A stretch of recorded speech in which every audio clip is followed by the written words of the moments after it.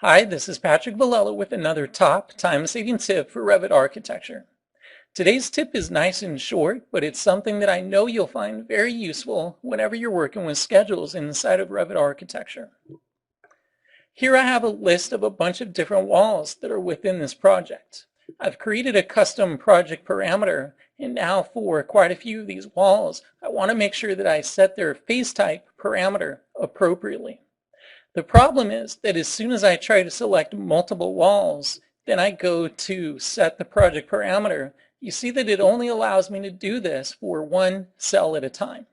So this actually has been a wish list item for quite a long time with Revit. So even though it does seems to let me select multiple cells, as soon as I start typing in here, you see that it goes back to just one cell selected. So how could I easily select multiples, then go into their phase type? Well, here's the trick. We're going to go ahead and just select these through the schedule. So I just select them, select multiple. Then we want to switch over into a view where those particular walls are visible. So the easiest way that I've found to do this without deselecting anything is to simply use a Ctrl Tab keyboard sequence. So hold down your Control key, hit the Tab key, you see that it switches over into a view, and each one of those walls that we selected in the schedule is now selected within the floor plan. As soon as we have them selected, of course, we could jump over into the element properties, scroll down. Here's the phase parameter that I want to specify. So I go to phase type, hit the drop down, set those to existing, click OK. Let's go back in to the schedule. We see that they've been updated.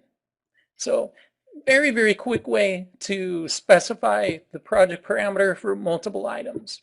Keep in mind that this little trick can also be very useful as a selection filter. So for example, sometimes you may have a project parameter that you want to select every item that is in the project that has the parameter set to a particular value. So for example, if I go in to my floor plan, some of these items have a custom project parameter that defines whether that particular building material has a low VOC count, something that's really important for green building or any sort of LEED certification. So what if I wanted to select every one of the items within the project that has a low VOC count? It'd be really cool if I could just go ahead and select everything, then go to the filter, and if I could filter by those project parameters. But of course, that isn't something that's possible with a Revit filter. So what I could do is just create a schedule specifically for that field. So what I've done here is I've created a schedule for low VOC walls. Let me just go ahead and demonstrate what this looks like. So in the properties, we just have a couple of different fields. So I had created a custom project parameter for low VOC. So then I could go in and I could filter based on that particular project parameter. So if I go to low VOC, we'll set this to equal to yes.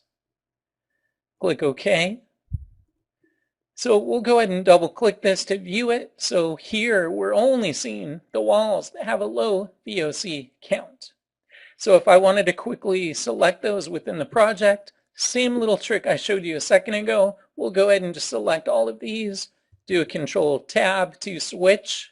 Here you see the walls, they have a low VOC selected within the project. So I told you it was short and sweet. I'm sure you'll get a lot of use out of that particular tip. So thank you for watching. This is Patrick Villela. We'll see you on future top tips.